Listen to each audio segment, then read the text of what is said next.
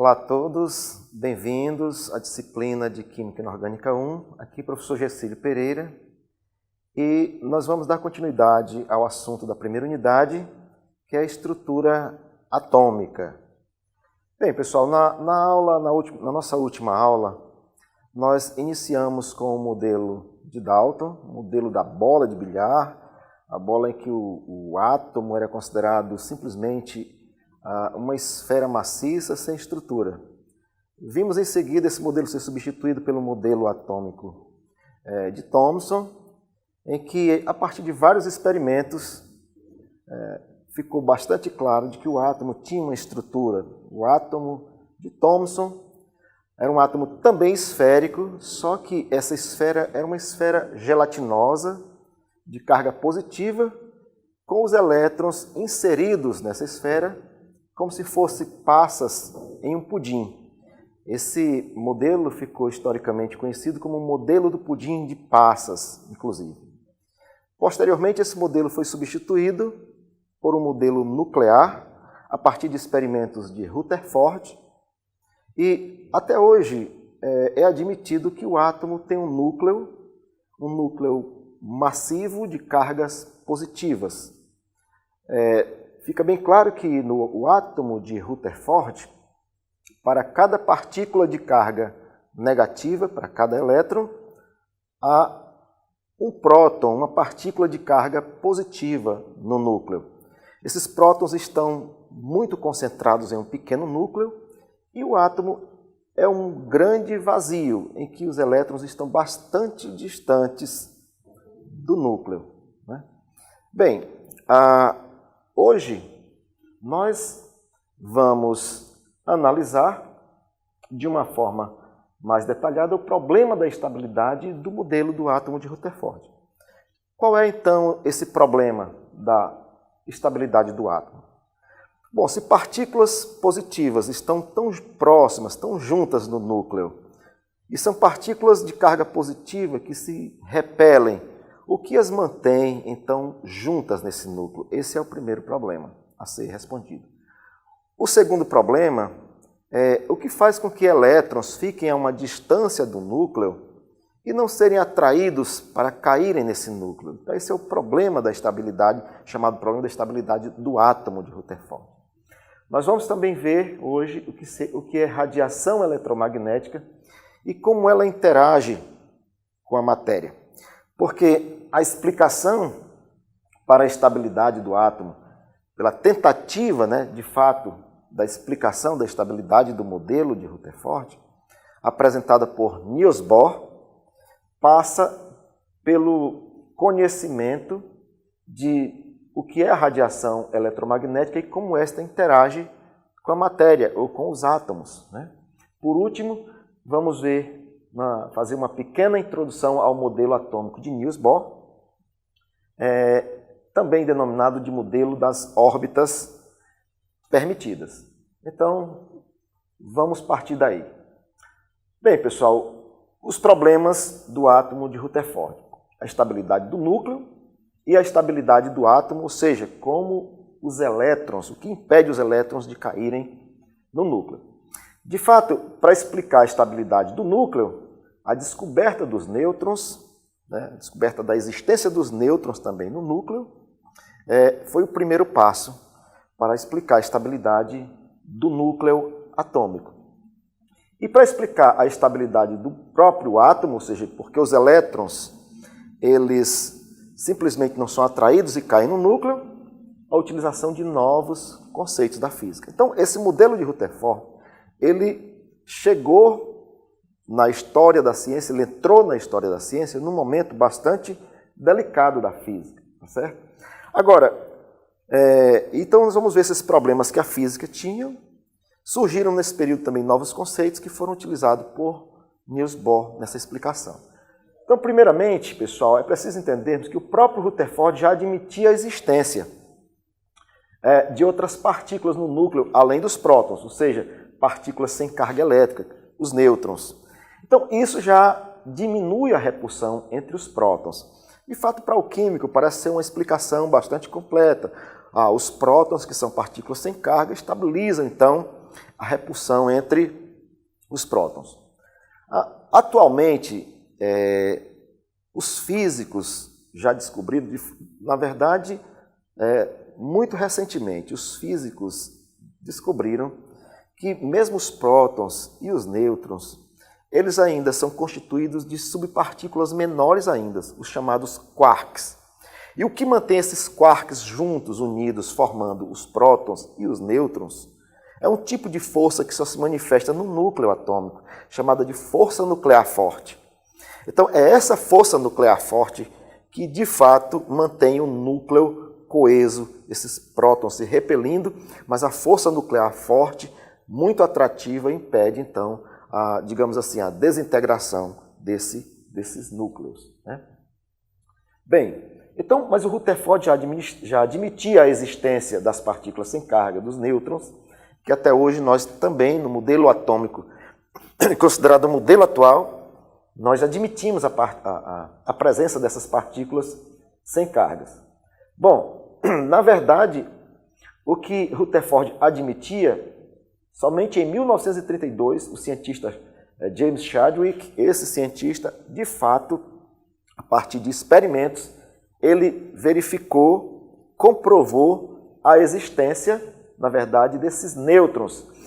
Ele realizava um experimento semelhante ao experimento de Rutherford, bombardeando núcleos de berílio com partículas alfa, que são partículas semelhantes a um núcleo de hélio, compostas por 2 prótons, e aí ele percebeu que desses núcleos de berílio eram também possível remover essas partículas sem carga. Então hoje ficou pacificada essa questão da explicação da estabilidade do núcleo. Agora, em relação à estabilidade do próprio átomo, como essa estrutura planetária, que é um sistema semelhante a essa representação, um núcleo muito pequeno e os elétrons, por que os elétrons então não eram atraídos pelo núcleo? Então, a grande pergunta que se fazia era: o que os elétrons fazem no átomo? Ou eles estão estacionários, ou eles estão em movimento. Se eles estivessem, então, estacionários, o que impedia desses elétrons caírem no núcleo? Se eles estivessem em movimento, havia uma previsão da física clássica, e quando nós falamos física clássica, nós falamos da física newtoniana, da física, digamos, antes do evento da chamada mecânica quântica. Então, a física clássica previa que uma partícula carregada como um elétron, executando um movimento, ela obrigatoriamente perderia energia. E essa perda de energia levava à formação de uma espiral até o elétron cair no núcleo. Era essa a previsão da física. Bom, então se isso fosse verdade, simplesmente a gente pode dizer que o universo não poderia existir. Então, realmente, esse modelo de Rutherford, ele trouxe, de fato, muita discussão para a física da época. E a física da época já tinha os seus problemas, já tinha muitos problemas para serem resolvidos, e agora o modelo atômico de Rutherford acrescentou ainda mais um. Então, alguns dilemas da física para nós entendermos quais os dilemas da física clássica da época. Então, a física clássica previa que corpos aquecidos, corpos sólidos, que ela chamava de radiadores de corpo negro. O que é esse radiador de corpo negro? Um radiador de corpo negro na física é qualquer corpo sólido aquecido, como, por exemplo, um forno aquecido ou um tijolo refratário aquecido, porque ele emite radiação que nós temos sensibilidade, que podemos até mesmo sentir aquela radiação chegando até nós, como nós chamamos de quintura, né, próximo ao forno. Entretanto, a gente não consegue ver, por isso que é como se nós estivéssemos no escuro. Então, ele radia um tipo de radiação que nós não conseguimos, apesar de termos a sensibilidade, não conseguimos, então, enxergar. Então, esses radiadores, havia uma previsão de quando você aquecia um sólido, ele emitiria grandes quantidades de energia com essas radiações, com comprimentos de onda da ordem dos comprimentos de onda das radiações do ultravioleta, da radiação ultravioleta. E isso realmente não era observado experimentalmente.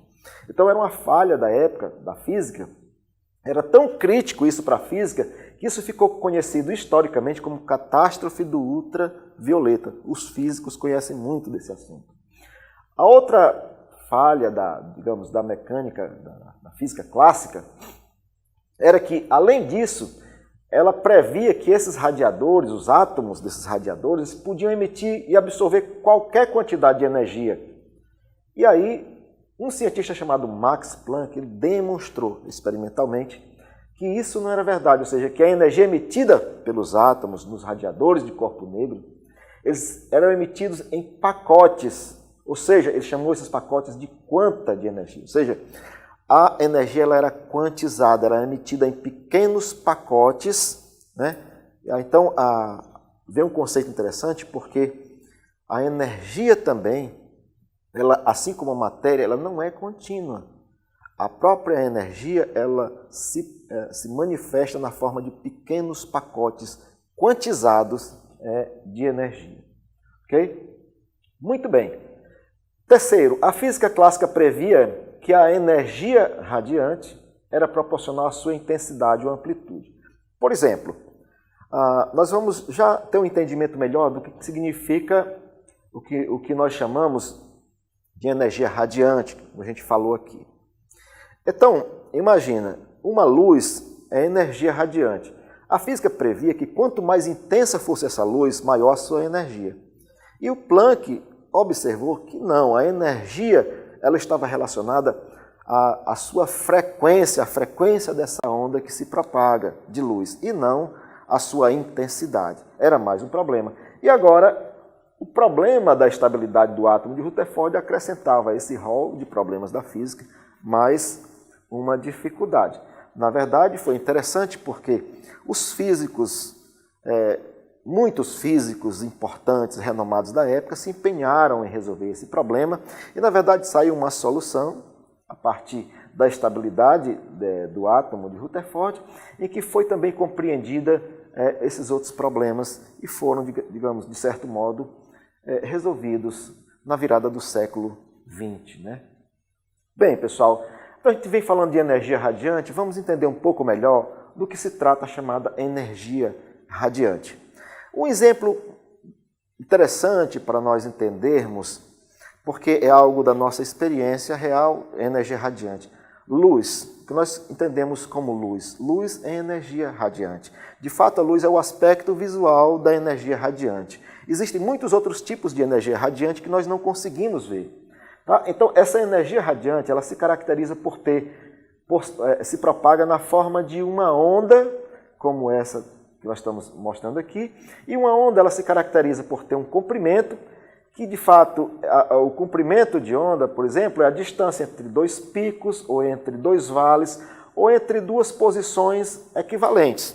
Por exemplo, no eixo entre duas posições equivalentes, nós temos também um comprimento de onda. E temos a amplitude, que é essa distância entre esse eixo central e a altura de um pico, ou entre o eixo central e a profundidade aí de um desses vales. Então, essas ondas, elas têm o que nós chamamos de período, ou seja, se nós tivermos uma referência, o tempo para que dois picos passem por um ponto de referência, nós chamamos de período. Ela tem também a sua frequência de oscilação e que quanto maior a sua frequência, maior a sua energia. A frequência ela é inversamente proporcional ao comprimento da onda. Ela tem um comprimento de onda e tem a sua velocidade de propagação. No caso da luz, a luz se propaga a uma velocidade realmente incrível. São 300 mil quilômetros por segundo. 300 mil quilômetros por segundo. Realmente é muita coisa. Bom, agora surge a pergunta, pessoal, de que é feita a luz? De que é feita a radiação eletromagnética? O termo eletromagnético é porque essa onda eletromagnética ela é composta por dois campos, um campo elétrico e um campo magnético, que os dois caminham de forma perpendicular. Então, mas de que é feita a radiação eletromagnética? A radiação eletromagnética ela é energia. Então, e essa energia ela é carregada em pacotes. Esses pacotes nós chamamos de fótons. Então, os fótons, como se fossem pacotes de energia, eles carregam uma quantidade de energia que nós chamamos de quantum de energia. Eu espero que tenha ficado bem claro, então, esse conceito. Agora, as cores que nós vemos, da luz que nós conseguimos captar dos objetos, e aqui vem uma observação interessante. De fato, pessoal, os átomos dos objetos, eles não têm cores. Então, quando nós vemos um objeto verde, por exemplo, de fato os átomos desse objeto não são verde. Eles emitem luz verde ou eles refletem luz verde, né? Então, ou seja, a radiação eletromagnética ela interage com os objetos. Esses objetos podem absorver 2, 3, 4 tipos de comprimentos de ondas diferentes. Podem emitir ou absorver diversos tipos de comprimento de onda. Então, as cores dos objetos são uma decorrência da luz que eles emitem ou refletem e os nossos olhos captam, então, como essas cores de luz que nós atribuímos a cor ao objeto. Mas, de fato, os átomos eles não têm cores. Ok? Eu acredito que vocês já ouviram falar sobre isso. Muito bem, então o espectro completo de radiação eletromagnética é muito ampla. O que nós conseguimos ver é uma pequena região que nós chamamos de visível, ou seja, nós enxergamos comprimentos de ondas entre aproximadamente 400 e 750 nanômetros, é o que nossos olhos conseguem captar. Então, de todo o espectro de radiação existente, que variam das chamadas radiações gama ou raios gama, que são produzidos, por exemplo, em reações nucleares, o Sol também emite esse tipo de radiação. Esse tipo de radiação nós não conseguimos enxergar, né? Os chamados raios-x, acredito que alguns de vocês até já passaram pela experiência de fazer uma radiografia, você não percebe. É radiação de alta energia, inclusive prejudicial à nossa saúde, né? A radiação ultravioleta, tão comentada, as pessoas não devem tomar sol em determinados horários, mais próximos a partir de 10 horas, 11 horas, meio-dia, né? Então, porque essa radiação é uma radiação de alta energia ultravioleta. Então, nós chegamos o visível. Tem também o infravermelho, que nós até percebemos como, digamos, uma diferença grande de temperatura, o calor, né? Que a gente sente quando há uma radiação a partir de um corpo aquecido chega a nós percebemos que essa radiação está mais próxima aqui do infravermelho. Tem também as micro-ondas, as frequências de rádio. Então, aqui nós temos a ordem crescente de comprimento de onda e, no sentido inverso, frequência, no caso aqui da esquerda para a direita, o aumento da frequência. Então, quanto maior a frequência, maior a energia dessas ondas eletromagnéticas. Então, nós vemos o espectro na região do visível como um contínuo. Aquele arco-íris que algumas vezes a gente vê, na verdade, são decorrências, digamos, de que por um fenômeno natural, a luz branca, que é a mistura de todas essas cores, né? De todas essas cores, ela, de alguma maneira, ela é separada. Na verdade, existe um equipamento que é capaz de separar a luz em todas as suas cores.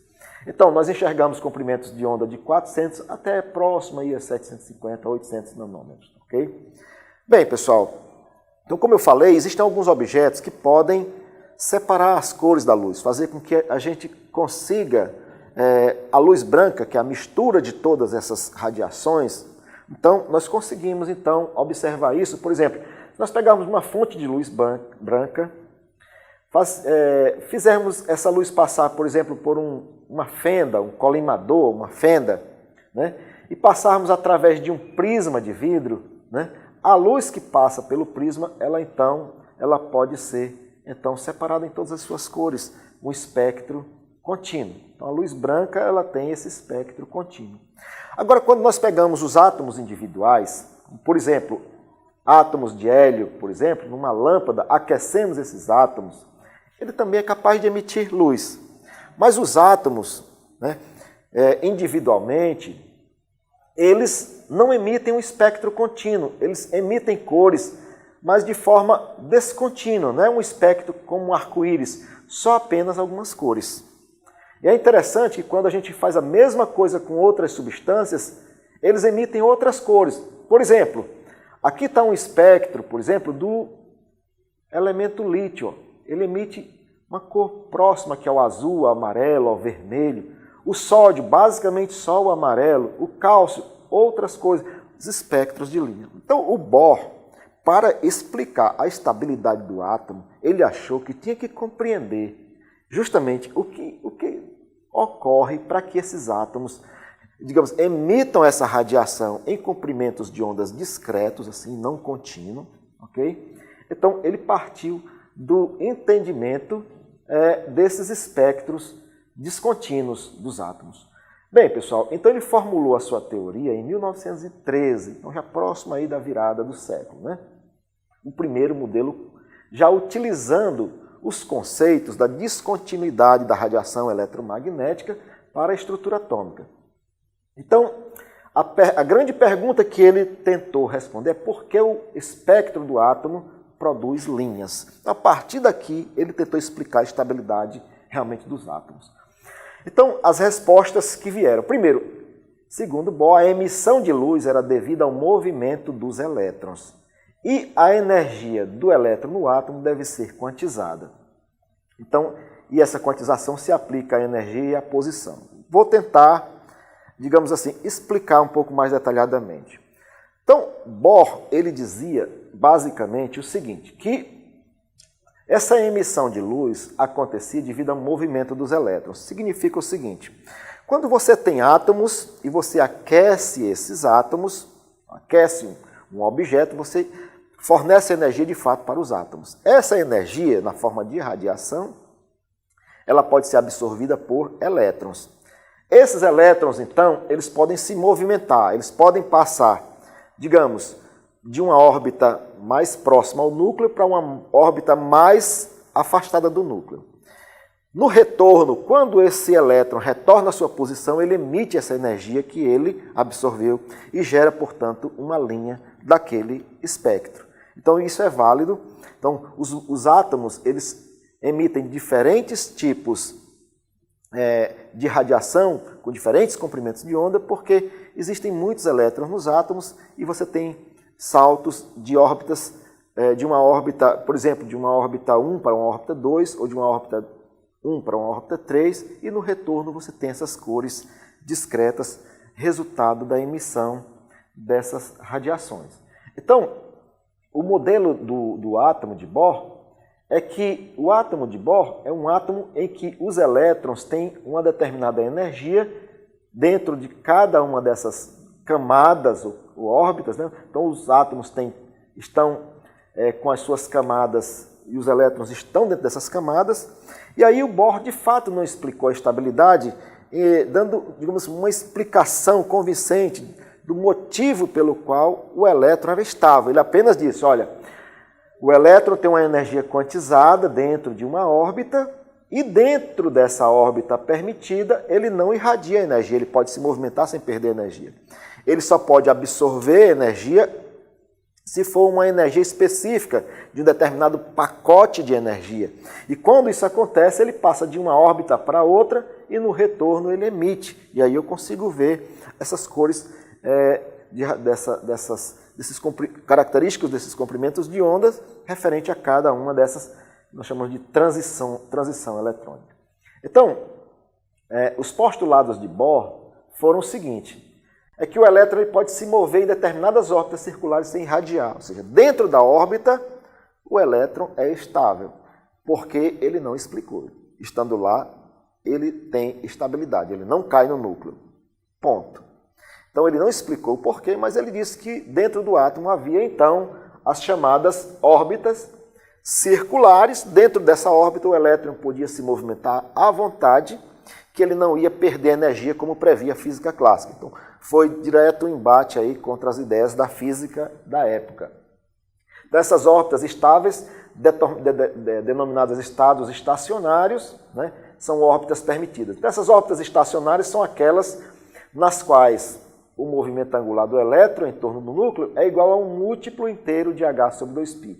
Na verdade, pessoal, parece um pouco complicado isso que eu estou dizendo, mas não é. Mas na aula seguinte, na nossa próxima aula, vamos fazer uma abordagem mais sobre o formalismo.